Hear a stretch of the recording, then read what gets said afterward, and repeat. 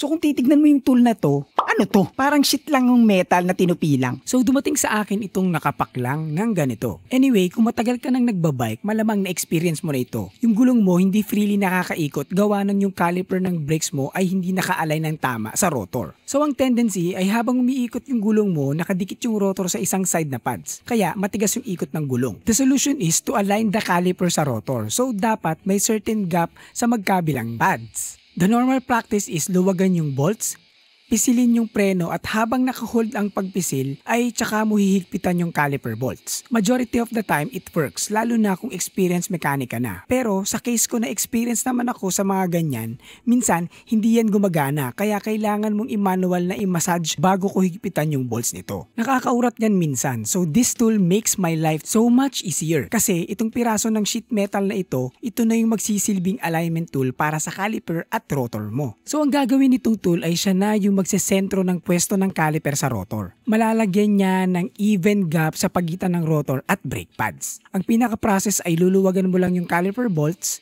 ipapasok mo yung tool sa pagitan ng pads at rotor, then press the lever and while pressing, hihigpitan mo na yung bolts ng caliper. At least with this tool, may automatic gap ka na agad sa pagitan ng pads at rotor. Maganda pala na meron ka nito. It's a good tool to have. Malit lang pero malaking tulong.